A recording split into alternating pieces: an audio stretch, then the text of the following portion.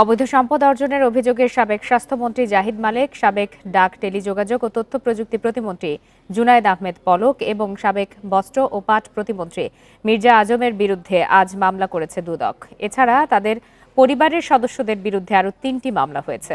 ৩ মন্ত্রী ও তাদের স্ত্রী সন্তান সহ ৬ জনের অন্তত ১৫৫ কোটি ৫৬ লাখ টাকার অবৈধ সম্পদ রয়েছে বলে জানায় Dudok. Double million offer Walton fridge কিনে পেতে পারেন ২০ লক্ষ টাকা, রয়েছে কোটি কোটি টাকার নিশ্চিত উপহার। ৫ আগস্ট রাজনৈতিক পট পরিবর্তনের পর আওয়ামী লীগ সরকারের এমপি মন্ত্রী সহ প্রায় ১০০ জনের বিরুদ্ধে দুর্নীতির অনুসন্ধানে নামে দুদক। শুরুর দিকেই সাবেক স্বরাষ্ট্রমন্ত্রী আসাদুজ্জামান খানের বিরুদ্ধেও মামলা হয়, তবে কমিশন না থাকায় ঝুলে থাকে অন্য অভিযোগগুলোর কার্যক্রম। ১১ ডিসেম্বর নতুন কমিশন দায়িত্ব নেওয়ার পরের দিনই সাবেক ৩ মন্ত্রী ও প্রত্যেকের পরিবারের সদস্যদের বিরুদ্ধে মামলা দায়ের করা হয়। পাশাপাশি সবার ব্যাংক হিসাব জব্দের নির্দেশও দেওয়া হয়।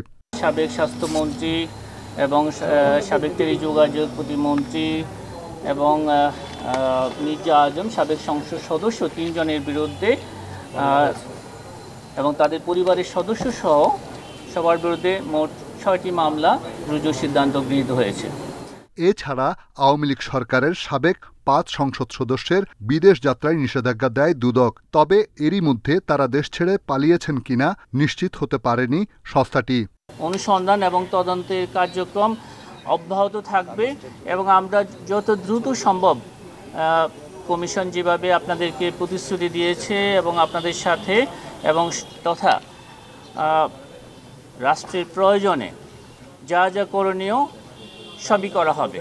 ৫ আগস্টের পরে শুরু হওয়া সব অনুসন্ধানকে সর্বাধিক গুরুত্ব দেয়া হচ্ছে বলে জানায় কমিশন। তথ্যাদি এবং তদন্তকালে রিশাদ হুদা, ইন্ডিপেন্ডেন্ট নিউজ, ঢাকা।